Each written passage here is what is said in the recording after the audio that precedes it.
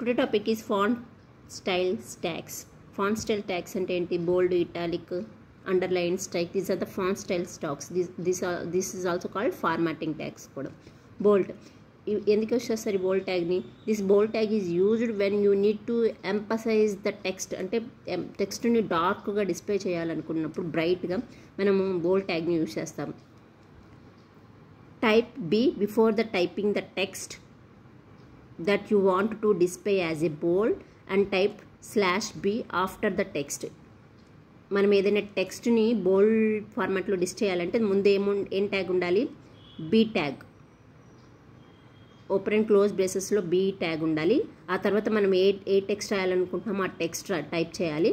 ఆ తర్వాత close B బోల్డ్ tag ఉండాలన్నమాట. అప్పుడు మనం ఇచ్చిన ఈ టెక్స్ట్ అనేది ఏంటి? బోల్డ్ ఫార్మాట్లో డిస్ప్లే అవుతుందన్నమాట.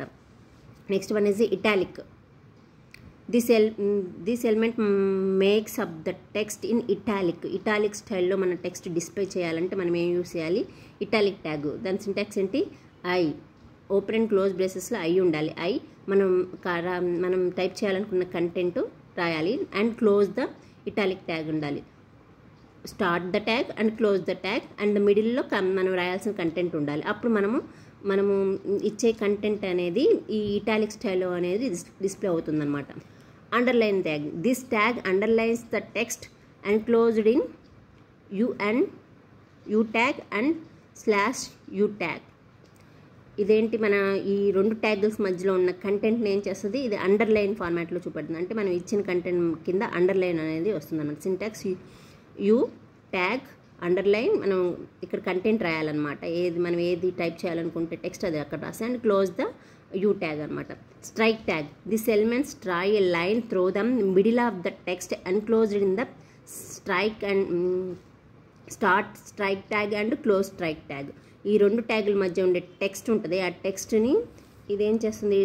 స్ట్రైక్ ట్యాగ్ ఏం చేస్తుంది? మధ్యలో గీత అనేది వస్తుందన్నమాట. ఇలా స్ట్రైక్ అనేది కంప్లీట్గా రాకుండా ఎస్తో చూపెట్టినాం. a tag S and close S tag will also have the same effect.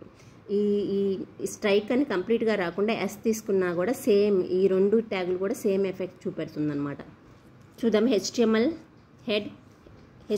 Every HTML document start with HTML and HTML తర్వాత ఏ ట్యాగ్ ఉంటుంది? హెడ్ ట్యాగ్ ఉంటుంది. హెడ్ ట్యాగ్లో ఏముంటుంది? టైటిల్ ట్యాగ్ ఉంటుంది. అండ్ దాన్ని టైటిల్ ట్యాగ్ తీసుకోవాలి. ఇక్కడ మనం టెక్స్ట్ ఫార్మాటింగ్ అని తీసుకున్నాం. And close the title tag and close the head అనమాట. నెక్స్ట్ హెడ్ తర్వాత ఏముంటుంది? Body. And bold B bold. B అనే ట్యాగ్ తీసుకున్నాం. కంటెంట్ బోల్డ్ రాస్తాం. Close the bold tag and BR తీసుకున్నాం. సింగిల్ లైన్ బ్రేక్ అనమాట. దీని తర్వాత ఒక లైన్ డిస్ప్లే చేసేటప్పుడు ఒక లైన్ స్పేస్ వస్తుంది అనమాట. Next italic. Start italic tag, మధ్యలో కంటెంట్ రాసాము. Close italic tag. సో ఈ కంటెంట్ ఏ ఫార్మాట్లో ప్రింట్ అవుతుంది? ఇటాలిక్ స్టైల్లో. నెక్స్ట్ BR తీసుకున్నాం.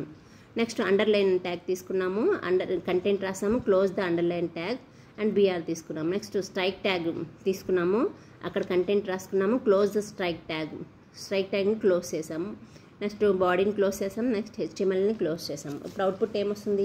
ఫస్ట్ ఏం తీసుకున్నాం? బోల్డ్. సో మనం ఇచ్చిన కంటెంట్ బోల్డ్ అంటే తిక్కుగా డిస్ప్లే అవుతుంది. నెక్స్ట్ ఇటాలిక్, మనం ఇచ్చిన కంటెంట్ ఇటాలిక్ స్టైల్లో ఫిల్మెంట్ అవుతుంది. అండర్లైన్ అంటే మనం ఇచ్చిన కంటెంట్ కింద ఇచ్చిన టెక్స్ట్ ఏమి ఇచ్చాము? అండర్లైన్ ఇచ్చాము. దాని కింద లైన్ అనేది వస్తుందన్నమాట. స్ట్రైక్ అనేది తీసుకున్నాం కదా, ఏం చేస్తుంది? మిడిల్లో అనేది గీత వస్తుంది అనమాట. స్ట్రైక్. ఇది ఫార్మాటింగ్ స్టైల్స్.